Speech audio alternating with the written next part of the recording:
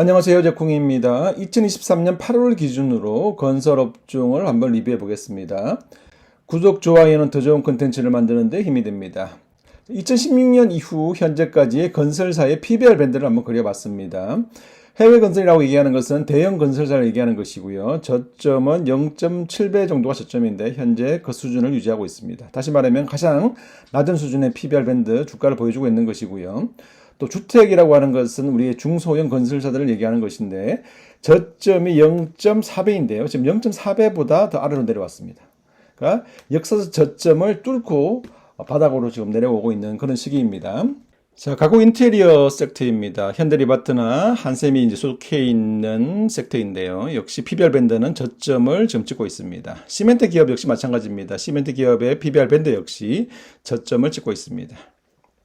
자, 기사도 몇 가지 보겠습니다. 최근에 시멘트 가격 인상 기사가 계속 나오고 있어요. 쌍용 CN이 성신양의 한일시멘트 전체적으로 지금 올 7월부터 또는 이제 9월부터 시멘트 가격 인상분을 반영한다 기사가 나오고 있고요. 유연탄 가격은 떨어지고 있습니다만은 산업용 전기 요금이 올라가면서 시멘트 기업들의 그 원가 부담이 가중되고 있다. 이런 식의 논리를 얘기하고 있고 여기에 대해서 건설업계들이 굉장히 좀 반대하는 그런 입장을 보여주고 있는 그런 시기입니다. 또 하나 최근에 많이 나오는 기사가 이제 그 순살 아파트라고 해서 그죠? 철근 없는 순살 자이 진짜였냐 이렇게 해서 전체적으로 이 철근 빠져 있는 아파트에 대한 고민들 그래서 이제 뭐 전수조사하고 있다는 얘기가 나오고 있고 또 이게 이권 카르텔 건설사와 감리사 간의 이권 카르텔이 아니냐 뭐 이런 얘기들이 막 나오고 있는 겁니다. 이런 키워드들이 건설에 대한 투자 심리를 더 낮추고 있는 그런 시기입니다. 대형 건설사들 GS건설, 현대건설, 대우건설의 주가를 보면 2021년 상반기가 고점이었고요. 그 이후에 2022년도 대선 시점에 한 번 더 반등하긴 했습니다만은 전체적으로 부진이 이어지고 있는데 이 부진이 우리가 볼 때는 이제 PQ 시간쯤에서 볼 필요가 있어요. P는 주택 가격의 하락, 그다음 Q는 착공의 지연, C는 이제 앞서 본 것처럼 건설 관련돼 있는 건자재들, 철근이라든가 시멘트 가격의 상승 이런 부분들이 복합적으로 영향을 주고 있는 것이고요. 중소형 건설사 역시 마찬가지입니다. 한신공양이나 서한이나 동원개발도 보면 2021년 상반기가 고점이었고 지속적으로 주가는 부진한 모습이고요. 마찬가지로 중소형 건설사 역시 PQ 시간쯤에서 고민이 있습니다. 지표를 몇 가지 볼 건데요. 우리나라 국내 주요 대형 건설사들의 주택 분양 공급 계획이고요. 또 하나는 이제 영업이익 추이인데 현대건설을 제외하고는 대부분 주택 공급이 부진한 모습, 다시 말하면 주택 공급을 줄이는 모습을 보이고 있고 예상되는 영업이익도 다들 하향 전망을 하고 있습니다. 이러한 전망의 이유는 이제 대형 건설사의 주택 공급이 축소되고 착공이 지연되니까 자연스럽게 이익 감소로 이어진다. 이런 부분들이 고민이고요. 실질적인 그들의 그 GPM, 다시 말하면 매출 이익률로 보더라도 전체적으로 2022년, 23년 하락을 전망하고 있습니다. 매출 이익률의 감소는 결국 이익 감소로도 이어지는 그런 모습을 보이고 있는 것이죠. 최근의 지표를 한번 보겠습니다. 해외 건설 수주액은 최근에 조금 올라오는 모습입니다. 현대건설에서 사우디의 아미랄 프로젝트 수주하면서 해외 건설 수주액이 좀 올라오는 모습을 보이고 있는데 조금 더 지켜봐야 될 것 같고요. 국제 유가도 80불 정도 수준에서 움직이고 있습니다. 중동 산유국의 그 재정 균형 유가는 대략 60에서 70불 수준이기 때문에 한 80불 이상 유지된다면 중동을 중심으로 해서 발주는 늘어날 개연성이 있고요. 여기에다 네옴시티라든가 터키 지진, 러시아 우크라이나 전쟁 등 해서 사실은 해외 건설 수주에 대한 부분들은 여전히 기대감은 있는 그런 상황이다. 다만 아직까지 가시적으로 급증하는 모습을 보이고 있지는 못하다. 그래서 앞으로 지켜볼 포인트이다 이렇게 말씀을 드리는 겁니다. 그리고 중요한 부분은 이제 국내 건설인데요. 이제 보시면 중요한 이 밸류체인은 건설 수주액이 증가하게 되면 이 착공이 증가하게 되고 착공의 증가는 분양의 증가로 이어지고요. 분양의 증가는 준공과 입주의 증가로 이어지는 이러한 흐름인데 이러한 흐름들이 지금 굉장히 이제 부진한 모습을 바뀌고 있어요. 왜냐하면 착공이 굉장히 부진하단 말이죠. 착공의 부진이 오히려 분양과 입주의 부진으로 이어지고 또 이게 나아가서 건설 수주액과 국내 그 인허가 쪽의 부진으로 이어지는 이런 모습입니다. 현재는 착공만 부진한 것이 아니라 분양과 입주도 부진한 모습이고 착공과 분양의 부진은 결국 건설사의 매출 인식이 이연되는, 다시 말하면 계속 지연되는 문제를 이제 야기하는 것이고요. 또 건설 수주액의 부진에도 영향을 주고 있는 이러한 상황입니다.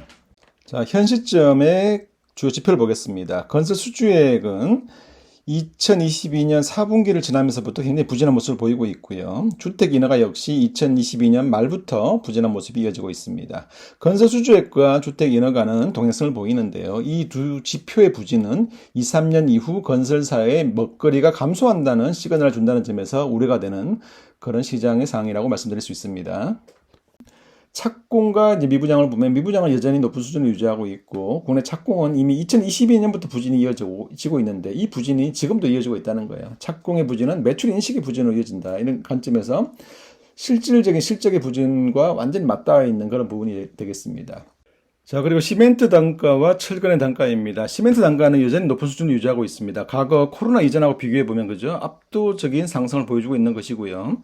또 철근의 단가는 최근에 조금 이제 떨어지고 있긴 합니다만은 역시 코로나 이전하고 비교해 보면 여전히 높은 수준을 유지하고 있어요. 이러한 건자재 가격의 상승이 건설사 입장에서는 원가 부담이 되는 것이고 이런 원가 부담들이 또 착공의 지연으로 이어지고 또 부실 아파트에 대한 부분들, 이건 카르텔 이렇게 연결되는 그런 부분들로 굉장히 고민이 많은 시기입니다.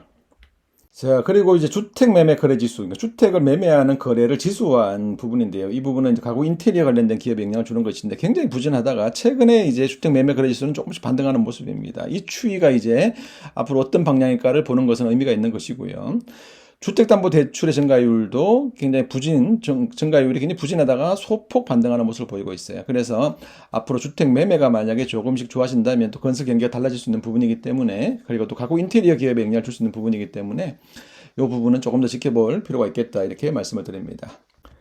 이상을 요약해 보겠습니다. 자, 대형 건설사, 중소형 건설사 할 것 없이 그리고 시멘트 가구 인테리어 기업까지 주가는 PBR의 저점을 보이고 있습니다. 조금 더 확대해서 얘기하면 지난 10년을 통틀어서 가장 낮은 수준의 주가를 보여주고 있는 시기인데요.